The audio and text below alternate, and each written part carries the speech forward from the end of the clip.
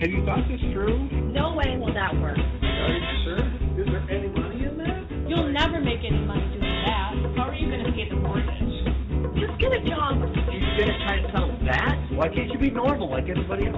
All right. Were your parents morons too? The savvy entrepreneur to the rescue. Congratulations. That really turned out well. Really good job. I'm going to admit it. I'm surprised. You know, I wish I thought of that. I never thought anyone would bet. How did you do that? I'm so glad you're pursuing your dream. I wish I had the courage to follow my dreams. Hey there, folks. Welcome to the Savvy Entrepreneur Show. We're broadcasting here on WLCB 101.5 FM, based in the greater Chicago, Milwaukee area. If you're an entrepreneur or a small business person, or you're thinking about becoming one, this show is for you. I'm Doris Nagel, your host for the next hour. I'm a crazy entrepreneur myself, and I love helping other entrepreneurs. I've counseled lots of startups and small businesses over the past 30 years, and I've started or helped start several different businesses too. The Savvy Entrepreneur Show has two goals: to share helpful information and resources, and second, to inspire, to make your journey as an entrepreneur faster and easier, and maybe just a little bit more fun. To help with that, I have guests every week on the show. And my guest this week is Constance Scopelitas. And I should ask you, is it Scopelitas or Scopelitas? Both work. One is more true to the Greek phonetics, but I go by Scopelitas. Scopelitas. Okay. Thank you. And she is the CEO and really the founder of a business called Constance Art. And she joins me today from Indiana. Constance Art is a full-time visual art studio. She says 90% of the production is one-off. I don't know if that means one-off in terms of artwork or one-off in terms of clients, but we'll find out more in a minute. She says 50% of annual income is generated through oil portraits with clients in the private and corporate sectors. She has a degree, a fine arts degree from Indiana University. I'm a University of Illinois grad, and there's a huge rivalry, so I won't hold that against you, Constance, I promise. She continued after graduating from IU, her studies with the legendary American painter Isabel Bishop, and she had further studies at the Art Students League in New York City. She's been awarded several national and international fellowships and regularly exhibits her work in national and international art fairs, including Art Miami during Basel Week. I haven't been down there, but I hope to get there soon. Constance, with that introduction, thanks so much for being on the show today. Welcome to the Savvy Entrepreneur. Thank you, Doris. You know, I think the best place to start is for you just to talk a little bit more about your business. What kind of art do you do, really? Who's your target audience, and how do your customers and clients find you? Those are very good questions. I have an unusual business, I would say, for as an artist, in that I live a kind of double life. And what I mean by that is I have this skill set that I was highly trained formally to do portrait art. But this is because my training goes back to the 70s, and figurative art and portrait art was really big in the art world. It was respected. It's still respected, don't get me wrong. But once I established that portrait art business, because somehow I had a knack for getting the likeness of a subject. I really believe that is a gift. I have definitely practiced it. I have improved it. I have built upon that skill. But if you find yourself being able to do that, then it launches you into that field where one positive, successful job or commission gets you the next commission. Because people see it hanging on the wall and they go, wow, that's a great portrait of you. Who did that? Exactly. Right. So But along the road, once I had established the portrait art business, and that's coast to coast, I actually travel to people's homes. And I have a lot of business regionally as well. Most of my business would be regionally, but I'm going coast to coast. I just got back from Florida with a wonderful client, and I do what I call memoir interview questions. And I try to get a sense of how that person views themselves. No matter what I see, a portrait is about what the person, the commissioner, wants to see at the end of a project. Right. So commissions are different than just creating art.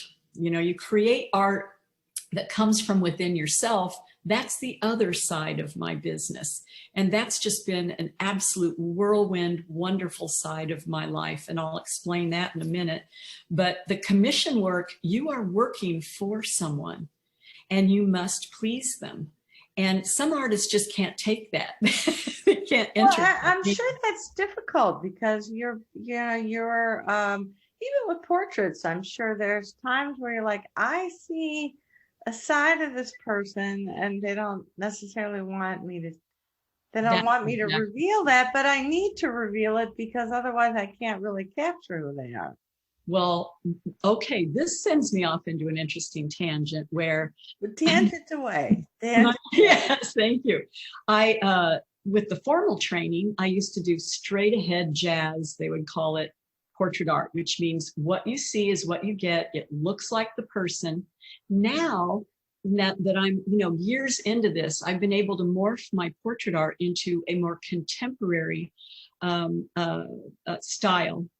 So like what I see behind your head. Exactly, which is why I put that back there. That is actually a self-portrait. And I keep that to show people what you can do if you'll answer my interview questions about where do you go when you close your eyes and you daydream. It's amazing what some people's answers are. A recent gentleman said, the tennis court. Well, okay, that's his happy place.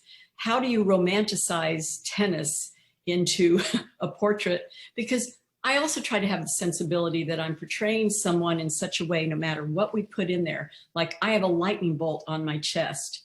Well, that's perfect for me because I have a lot of energy and I have a lot of lust and passion for life. So let's just be a lightning bolt. But waves calm me down. I'm a fire sign. So I had to have the waves at the bottom of a portrait. Oh, interesting. So such things as that. Also being a hippie child. So I have some of my tie-dye and flowers and things in there. But everybody is individual and there's more to a person than just their face. Right. And I'll also say that beauty is rare. Beauty is rare. If I was just to be doing portraits of beautiful people, let's face it, most people are beautiful at 17.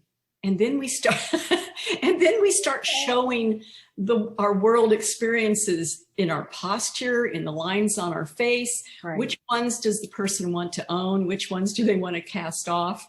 Who wants to keep their double chin? Who would like me to sculpt their jawline back? It's funny and interesting. It's modern day a type of photoshopping. That's exactly right. Only it's in this old world field of oil painting and then mixed media, collaging, I actually collaged a child's violin bow into the canvas on a wreath. Interesting. Yeah, to show that the child was just crazy about music and their violin lessons. Well, so let's say someone commissions, this has always made me curious. Someone commissions you, they say, I want a piece of art for my living room. Yeah. How in the world do you take that and turn it into, at least with a portrait, you have a real life person, right? Answer questions and it's sitting there in front of you. How do you do that? Well, I have a short answer for that and then another tangent, and that is I am considered, if you have to put me into a genre in the art world, I am considered a narrative figure artist. And what that means is I am taking people and human stories and putting those into a canvas as a narrative, a story. I'm a storyteller. I'm not doing landscapes. Let's just compare it that way. Okay. I mean, or abstract, you know, I'm blots not. and blotches and Yeah, yeah. No abstracts. No still lifes. No bowls of fruit. You know, there is a place for that, and I have artist friends who do it fantastic. I could not paint a rose. Well, maybe I could learn, but you get the idea. I'll leave that to them and their expertise. But I'm good with drawing the human figure and capturing the likeness of a human. But I'm inspired by the stories of us humans. You know, the psychology, the even the politics, the, you know, gender, race, and identity things have. I have so many ideas. There are not enough hours for me to actually execute everything I would like to do. So most people do not commission me to do my paintings. Most people will come into my studio or into my gallery exhibition, and they will say, I can picture that in my home. I love the narrative and I want that. I have done commissions based on people's desires. You know, I had a family who lived in California who wanted something about the beautiful vineyard fields of grapes out of Sonoma, Napa, because that was a big part of their life. And so it was almost a landscape in a way, but it also had a goddess in it, you know, along with Bacchus, you know. Of course, the god of wine, right? Right. And that worked out to be a really great commission. I should mention that there is a attitude, I would say, in the contemporary art world, which I am very heavily involved in. I'm considered a contemporary artist at this stage in my life, because I got involved in new forms of art and art media. What that means is I've actually gotten into hiring teams of very young, brilliant computer coders. I'm not going to take the time at this stage in my life to go to school for 2 years and learn how to computer code. Right. But I can hire a team to do that with me so that I can figure out how to make my original artwork. Let's say I've done a painting and I want the painting to come to life. I started developing that about 12 years ago so that when you walk up to one of my paintings, you can touch the surface because it's on a monitor that's framed, and you can touch screen and change the way my art looks.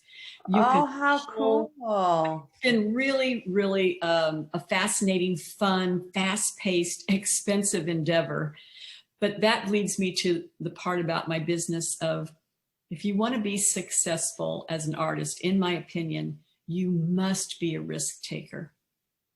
If you play it safe and you stay in your genre your entire life, because let's face it, artists in general live to be pretty old. We're alone. We're kind of calm. Now, some people, if you're drinking too much, you've dropped out by age 45.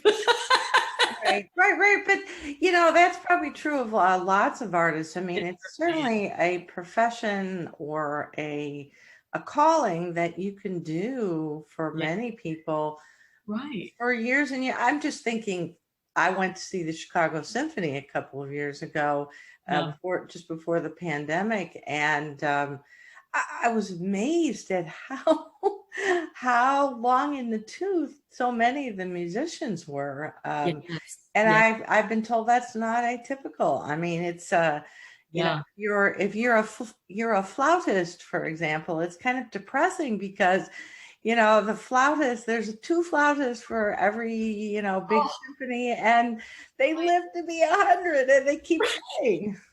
They never leave. So, you know, I guess if you're good, you're good, but you're right. What opportunities do younger people have? Well, it's just, you know, it's a comment though, it's just echoing a comment for you that artists, you know, a lot of artists can be very productive and maybe even produce some of their best work later in their later years? I feel like that's true for me. Not until my mid 40s, and then a big leap in my mid 50s. I mean, it's really been interesting to see the trajectory, and compared to. I can talk a little bit about how I started, because I was going to ask you really yeah. about, did you always want to be an artist? And then how did you decide you wanted to make this your business? I mean, lots of us, draw sketches of things, but, we don't become professional artists. Right. I can say the cliche quick answer to that is, an artist doesn't choose to be an artist. Art chooses the person. It's like you realize you've got something inside you that needs to be spoken in some platform. Now, when I first went to college, I thought, oh, I'm good at art. I've got that. Why don't I go major in creative writing? Well, after one semester, I thought, no. Get back to what you know, improve, learn, and stick with your passion. And so it was good that I tried that for a bit. I do enjoy writing, and someday I'll get some writing down or out of me. But the visual arts are something where you have visions. I dream ideas. I've always slept next to a notepad. And in recent years, of course, my iPhone notepad, where I can, make sure I remember a certain idea. Right. But it's not really a choice. And if it's not a choice, it means it's an inner drive that helps you create your life. I literally had to make up my life. I came from a very humble family. My mother was at home. My father went to work, left the house at 7:30, was home by 5:30. It was a paycheck to paycheck family. And when my parents died, there was not one dime in the bank. And the idea of life insurance and all that was not in my upbringing. Right. So here I am, a whirling dervish in the middle of the rest of my family members. I'm the only one who did not suffer some kind of depression. Everyone in my family was so lowered. They were chain smokers and coffee drinkers from 7 a.m. to 11 at night. And I never fit into that. And I, like maybe some children, I asked my parents, am I adopted? Because I just had a different personality. Was it the milkman, Mom? Right, So when I was 14, my parents darkened my bedroom door as a teen, which was unusual. And they came to me and said, we think you are a very smart girl, and we think you are college material. But we're here to give you a heads up that we are not going to be able to help you go to college. And I was so thankful that my parents did that, because at the time I was 14, my parents were 34, and I had 3 younger siblings all the way down to 3 years old. Yeah. And I went out and got a job the next week. And those were in the years where they would hire a 14-year-old to be in a waitress situation. Oh, yeah. I worked 20 hours a week throughout my entire high school. I graduated from high school early, went off to college a semester early, thinking I was going to be a writer, and then entered IU down in Bloomington, Indiana, and quickly decided I'm going to give this a shot, and I'm going to go into fine arts. So at Christmas time of my freshman year, I came home to announce to my parents that I was going to major in fine arts. And my mother cried. My father was speechless. And then he turned his back and walked away and said, well, you're just going to starve to death. Sounds like my dad. Exactly. I started out as a music performance major. There you go. You get what I'm talking about. How can you really do it? So it's difficult. It is difficult. It's so difficult. But here's the one thing I'll say. There's a quote, and I think it was a novelist, but I'm not going to be able to tell you who it was at the moment. But we'll just Google it. Everybody listening, just Google it afterwards. Just Google it. It might have been John Updike, but anyway, a statement that said, nothing good comes from a perfect childhood. Just love that because Funny. I had hunger as a child. I had deficits. I didn't have medical care. I had things that were tough. Yeah. And so the idea of trying to make a living as an artist, sure, I knew it was hard. It was going to be hard, and it was, but I wasn't as afraid of it because I thought I knew how to live on one chicken for 3 nights in a row. Well, all right. So you finished your studies, and Yeah. then you know, obviously you probably got some student loans, and you I got did. an apartment that you have to pay for. And so Right. how did you go about setting up a business and getting started? I was so deliberate and energized by being successful at it, almost proving something, that I walked into a dying downtown in South Bend, Indiana, and walked into an old warehouse building that had a little general store in the bottom, and the whole upstairs was empty. And I just blurted out to the owner, I said, "I'm an artist. I need a studio. If I can fill all the space upstairs with other artists paying rent, would you give me an art studio?" And they said yes. So these are the things I learned very early is if you don't ask, you won't know if you're going to get a yes or no. And trust me, the biggest part of being a creative person or an artist, musician, the biggest thing is the word no. Most of my life, I hear the word no. The rejections are rampant, but I just keep going because the yeses turn out to be pretty darn good. You know, it balances out in the end. I think that's a great piece of advice for really people who want to start their own business in general. Is Yeah. you know, you will get a lot of no's, and Yeah. not all sunshine and rainbows and unicorns. There's a lot of wonderful, wonderful things about having your own business and doing what you love. But Right. but it can be tough. So you know, how did you learn about how to actually run your business? I mean, you know, it struck me since we first chatted Yeah.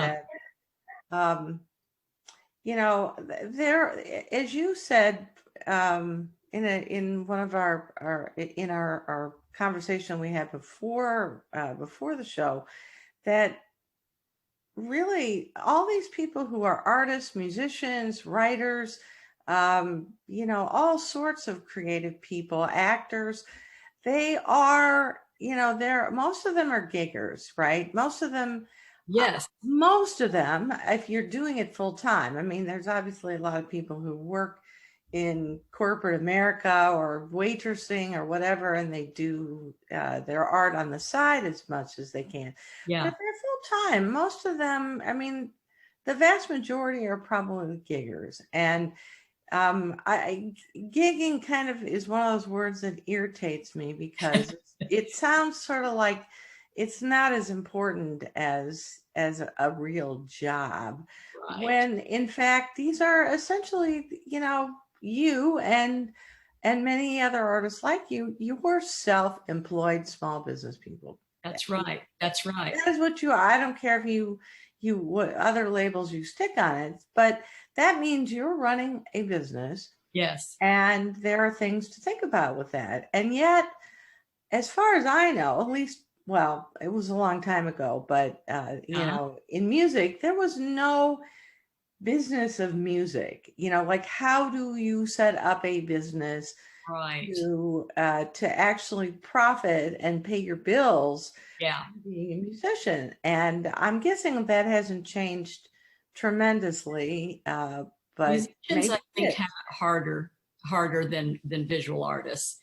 Musicians have to be in real time to get door sales, ticket sales, and you know, it doesn't add up to much, and you have to divide it amongst the band. Right. Music platforms have taken away the value of buying a CD. You know, for me, there is a larger price tag, and I learned how to price things by what the market would bear. One of the lucky things about the art field is that there were already business selling platforms established before I ever got out of of art school, and I'll tell you what they were. It was the art fair. That's where you saw artists set up an outdoor tent and put up their easels or their fake or their temporary walls and hang their works and have people walk by. It was genuinely a great platform when I first started showing my work in the 80s like that. I would book myself with commissioned portraits 9 months out of the year just by doing one single one-day art fair in Indianapolis on the Art Museum grounds. Wow. It was fantastic. Now, I always had a side gig in the early days, but I'll tell you what it was. It was something that still kept my hand in my work. What I mean by that is I taught myself, before there was YouTube, how to do drawings of buildings by looking at elevation blueprints. So I went to real estate companies. Now, see, I'm just making this all up, you know, along the way. I'm just shooting in the wind here. When I got out of art school, my hair was, you know, down to my waist. I looked 16. I had to get my act together. So I cut my hair to my shoulders and introduced myself as Constance, even though my family called me Connie. You know, but my birth name was Constance, and then I adopted that name so I could be more professional, and I've had it since I was, you know, 21 years old now. But I went into a real estate company office and I said, I have a few friends who are selling real estate, and I understand you have monthly meetings, sales meetings, where you just get together and talk about your strategies and all that. Can I come in and make a presentation? And then I pulled out a drawing of a house. I'd like your salespeople to present these house drawings at the bank closings as a gift for their business.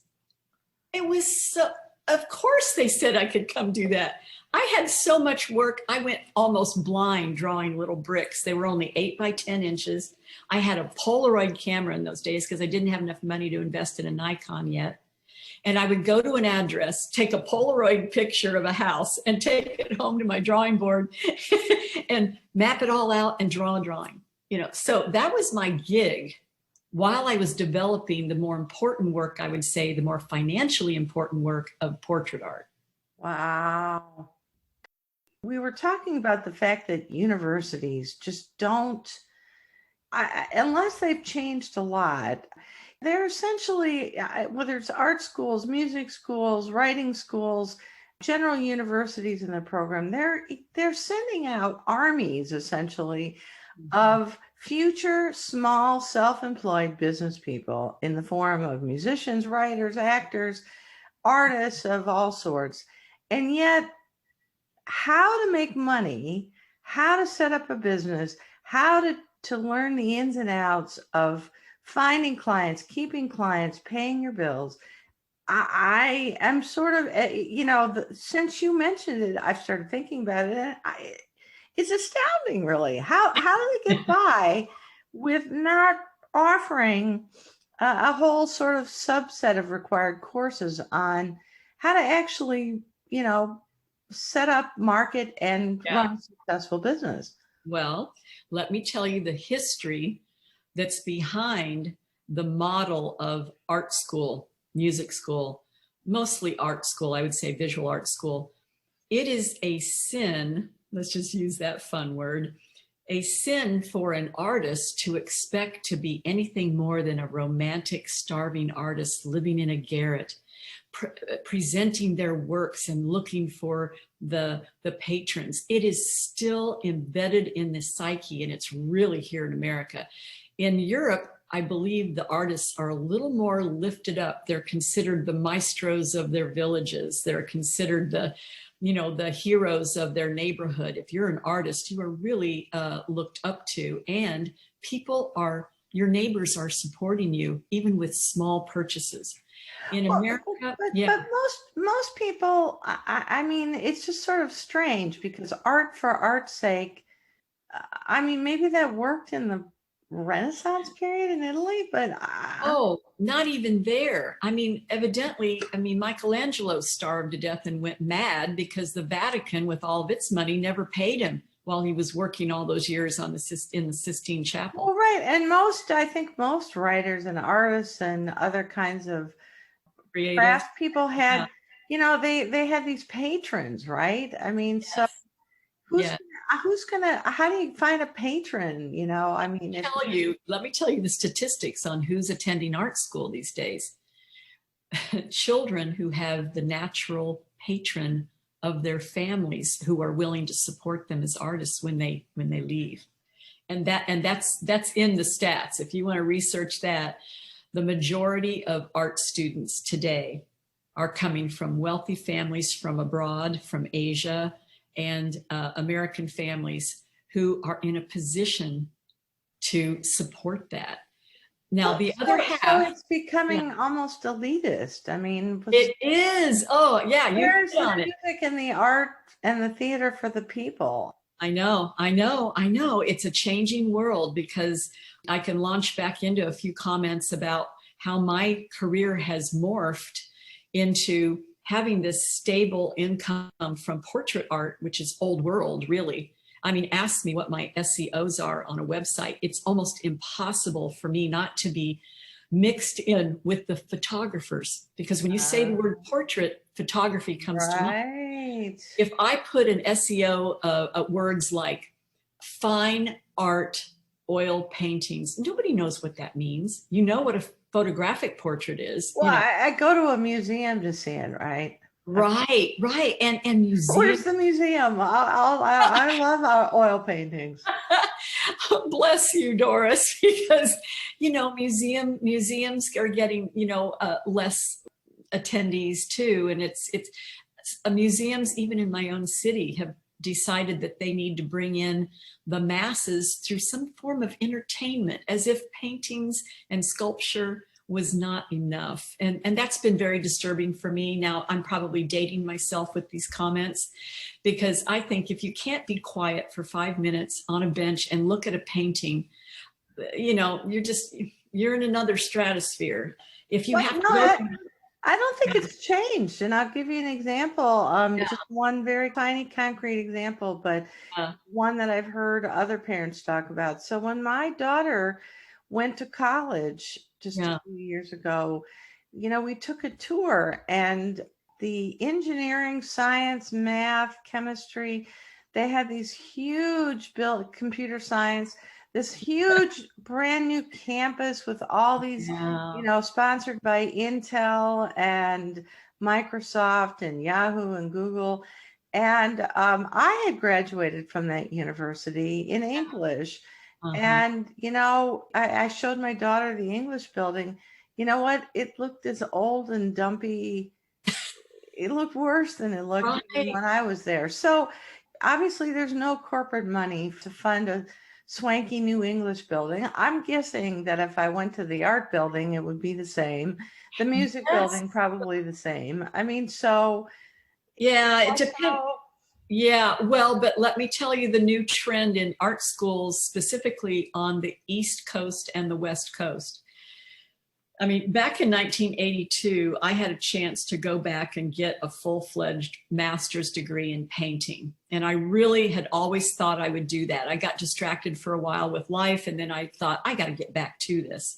And without name dropping, I mean, I had a portfolio review at a major East Coast Ivy League art school.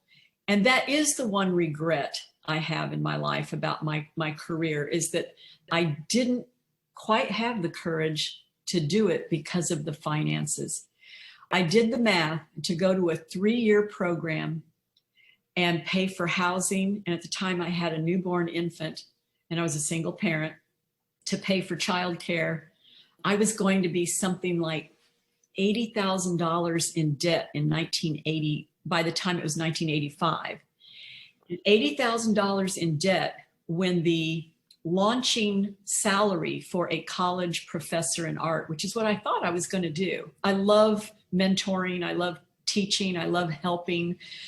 I thought I was going to do that. Well, the beginning pay for a college professor was $17,000. Well, I'm pretty good with math, and I got my pencil out and I thought, ROI, as they say. I'll never pay off that art school debt for a $17,000 a year job. This is stupid. So that's when I got an extra boost into, I'm just going to go to the next step in launching my career and sticking with it and promoting. I had a few big breaks. In 1999, I got picked up, they would say, by a major national gallery, art gallery in Maui, in Hawaii. Well, that was because I had clients in Indiana who had connections. That's why I keep returning to how important it is for a person in the arts to network. Keep connected. The clients who are already happy with a painting they have purchased or a portrait they've commissioned or a, one of my contemporary lenticular photographs, something's really pop art and all that, they're already happy. So they're happy to hear from you if you say, is there anyone you can introduce me to that might enjoy my work? Or is there a gallery you buy art from that you might be able to introduce me to so that I could do a portfolio review with the gallery you have an association with? I've gotten quite a few galleries through the connections of a happy client introducing me. And but again, you have to ask, you have to ask, and they may say no, but I think this goes back even to the whole university idea of not teaching people some of these, is that, if you have this idea that art is supposed to sort of speak for itself, and I mean, that's totally against what you're suggesting, which is you need to go out and beat the bushes. If you want it, you do need to. I mean, a lot of my peers did go to teach college, were professors of art on the college level. And now that they're retired, they're making some really great art, but I didn't want to wait until I was retired to make my own art. If you're a teacher, boy, that takes every bit of energy you have. If you're doing it right, you're wiped out by the end of the day. So maybe you're getting some artwork done on the weekends. Well, let's talk about the singular tunnel vision focused way you have to live a life if you're in the arts. You have to keep up on your craft. You have to be really committed. You have to be disciplined. If I didn't have a natural discipline to get up in the morning, put myself together and get out the door and come to a studio, I mean, I wouldn't get anything done. You can't fake your way through making art. Art takes time, right? Right. Yeah. So there's no shortchanging that. But back to I want to close on that point about art schools and why they don't teach business and all that. It's because art is you're supposed to enter your art training and art learning as a purist. Do you really have ideas that need to be manifested onto some, mine used to be paper and just canvas. Now it's all sorts of things. But I mean, the art that you're supposed to learn your craft, learn your skill set. I got kicked out of ceramics. I was so bad at it. It was funny at the time, but I mean, everything I made had air bubbles in it, so it would explode in the kiln and screw up everybody else's projects. So I got booted out of there. I wasn't good at that, but I could draw anything, I could paint anything. But you're supposed to be a purist. And the idea of mixing, if anybody in my contemporary field listens to this interview, I will get some grief over talking about art as a business. That is such a no-no in my world.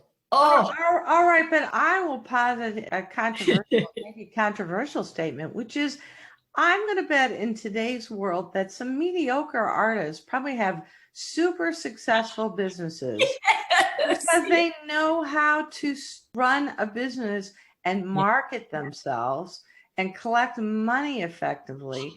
And there are probably some phenomenally talented artists who can't market their way out of a paper bag and are suffering because of it. Am I wrong? You are absolutely right. When I go down to participate in Art Basel Week and my work shows in Art Miami, which is such a respected venue, I feel so fortunate and grateful and thankful to my art representative that takes me down there.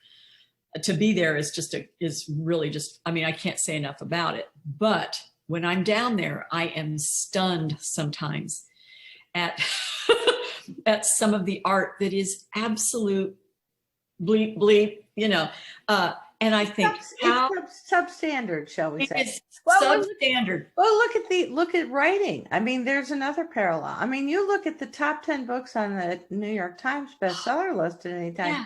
There's a lot of garbage on there. I'm sorry. I agree. I agree with you, but it's on topics that common man, let's call them, understands. You have an art audience that they'll only buy art that what they see is what they're going to get. They don't want to be challenged in any other way. They just want the beauty of that seascape. And I get that. There is a place for that. Some people just they don't want the symbols and the things that I sneak into my canvases.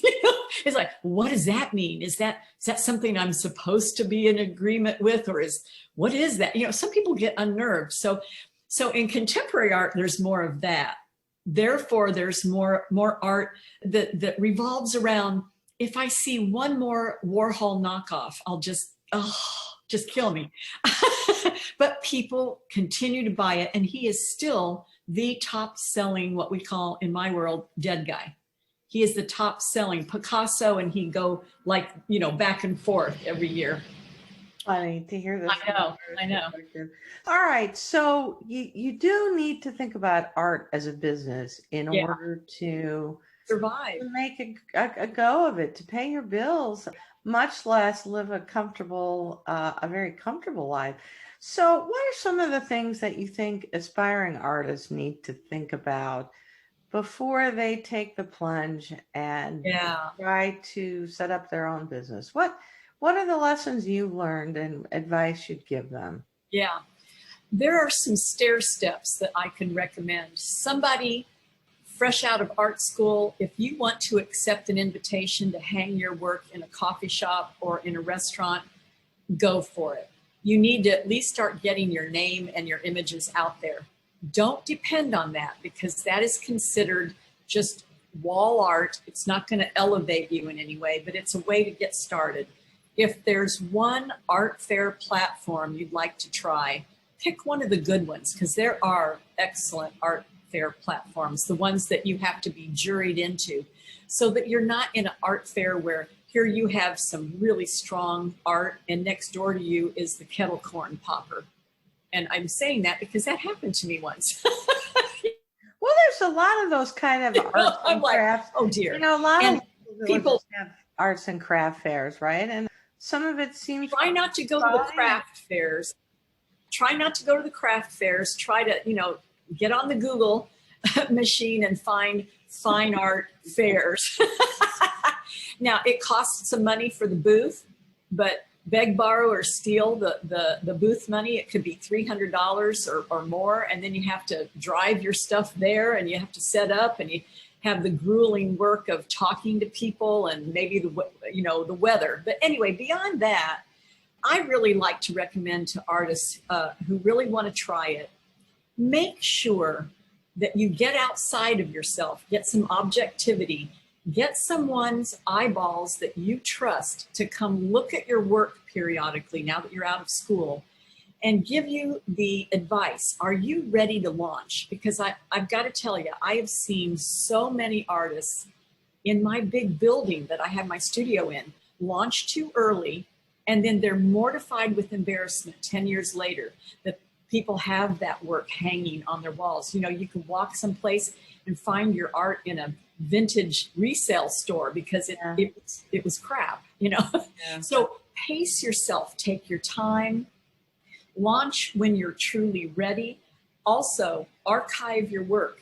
Take photographs of everything you do and keep a log of when you made the work. Did you sell the work? Who did it sell to? And how much money did it sell for? And where is it located?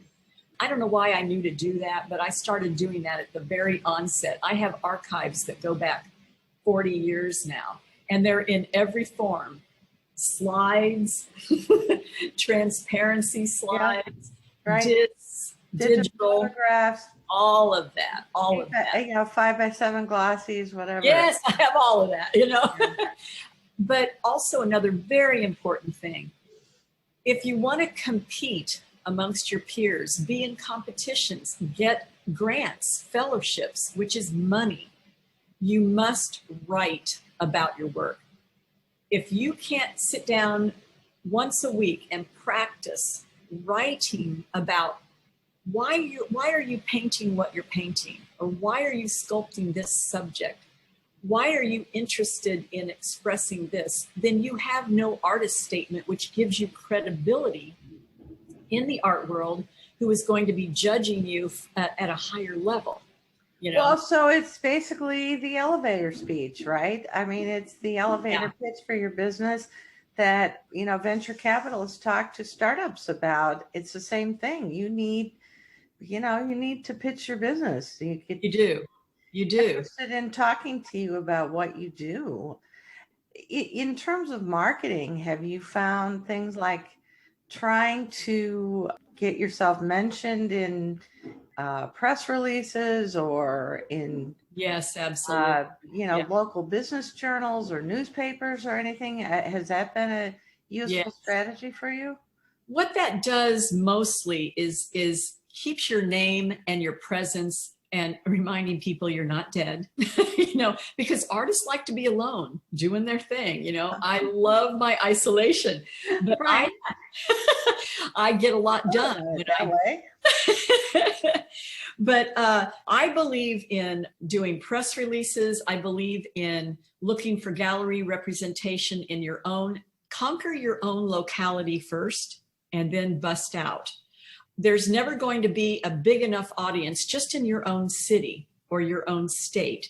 I did that very successfully for the first 10 years. And then the second 10 years, I started getting represented by galleries. Galleries just started picking me up all over the place. Some of them were successful in selling my work and some weren't, but that's like any product, let's call it. It's all a great exposure though, right? If you can find great exposure. And all you need is one good client to walk into your show and become a patron. And then it all becomes accumulative, if you see what I mean. You know, I've taken out magazine ads and probably broken even. So I say take or leave that. I'm not real excited about that. What works best for me is just showing up to things. Like I will go to the opening gala of the symphony in my city. I will go to other artists' art shows or art events. I will go to the 500 racetrack. You can't believe where you pick up a client just by being there and talking. And, you know, raucously, I call that part of my business the schmooze and booze trail that you have to walk. You know? But I'm sure that's a piece of it for lots of artists. And it is. If you can engage an audience in you as a person and then help them understand what your art is, it helps you make a sale of your art, because people like to feel like when they take something home and they hang it in a prominent place in their house, that they can tell their neighbor or their families that come for dinner on Sunday, we're so excited about this piece, but we just love the artist. Now, not all artists have enough personality. They're shy, they're way too introverted. And for those artists, they need to be extra reaching out for help to get gallery representation where the gallery takes that on for you. You know, I happen to be able to self-represent pretty well. And I'll tell you this too, the galleries that I have had artwork in over the last 25 years that have been run and owned by women have been my most successful. That's just been such a fun factoid to share. That is interesting. And are there more and more galleries owned and run by women? Or? No, the arts are so difficult, Doris, that right now, and you know, I mean, art galleries open, they close, they stay open for a while, and then something comes along and they all close, and then some of them rebirth themselves. And oh my goodness, you have to be hardy even as the gallery owner, not just the creator. Wow. I never thought about that as a business, but that's an interesting comment. Well, you know, we're almost out of time, and I want to make sure that I give you a chance to let viewers and listeners know how to reach you if they're interested in learning more about your art or finding more out about your portfolio and the kinds of things you do. Well, How thank should you. people reach you? Yes, I think there are a couple of ways. The simplest way, because as your audience has heard, my last name is Bear. Most people don't know how to spell it. It's a tough one. So that's why I put my Instagram account is so full of visuals and information, and it's the @ Constance Art. If you go there in my bio, you can go directly with a click to my website, and you don't have to spell Scopelitas. My website is constancescopelitas.com, but if you can't spell it, you may say, I'm not going to do it. So go to Constance Art. Yeah. And I don't know, are there other platforms? I don't know, Pinterest or I'm on Facebook, I'm on LinkedIn, I'm on Instagram, and I have 2 websites, and that is enough. I got to tell you, I almost, as an artist who'd just rather be doing my thing, it takes hours a week for me to commit. Don't you know? I can tell you, you can spend your entire day. It's a rabbit. Nothing but social media stuff. Oh my goodness! May not have a payoff. I should probably do a whole show just on that. I got picked up by a gallery in New York during the pandemic because of my social media, so I will never poo-poo it again. Interesting. Yeah. Well, great. And you also mentioned that you're happy to, that you spend time mentoring and, helping others. And so I'm sure even if people maybe aren't interested in being a patron, but are struggling as an artist and maybe looking for some advice, you're open to connecting as well. They can email me and they'll see that contact info on my website. Yeah. Try it. If you don't ask, Constance, it's been a delight talking to you. I feel like I could talk with you for hours, and unfortunately, we only have an hour, but I want to say thank you so much for joining me today. It's just been a delight getting to know you and hearing a little bit about your world. So thanks so much for being on the show today. Thank you, Doris, so much too. We have just a couple of minutes before we wrap up. I want to pass along a really good book recommendation. I just finished reading Simon Sinek's Leaders Eat Last. It's a great book, definitely a worthwhile read. Simon Sinek, for those of you who maybe have been living under a rock or in a cave or something, is a very charismatic and articulate motivational speaker. He has a real knack for getting to the nut of things. I still think his best book is Start With Why. And that is a must read, I think, for any entrepreneur. But Leaders Eat Last is interesting because the subtitle is Why Some Teams Fail and Others Succeed. Linking together, I guess it's not earth-shattering, but that great teams start with great leadership. And you need teams to really function to make your company hum along. But it's really difficult for that to happen unless you provide the leadership and support. It's a worthwhile book. Pick it up when you get a chance. Actually, I recommend almost anything Simon Sinek has done. He's got several TED Talks out there, several books, and he is truly a great read. He's just very insightful. In this book, he focuses on the military as an example of leadership and how that trickles down to the team. But the lessons are absolutely applicable in small businesses and large businesses too. So pick it up when you get a chance. Simon Sinek's Leaders Eat Last. Again, I want to say thank you. A special thank you to Constance Scopelitas, the founder of Constance Art, talking about the business of art. And a thank you to all my listeners. You're the reason I'm here. You can find more helpful information and resources for small businesses on my website, which is globalocityservices.com. And because the show is for you, my listeners, my door is always open. I welcome comments, suggestions, questions. or you just want to shoot the breeze, email me at dnagel@lakesradio.org. I promise you I'll respond. Now, be sure to join me again next Saturday at 11 a.m. Central, noon Eastern. But until then, I'm Doris Nagel, wishing you happy entrepreneuring.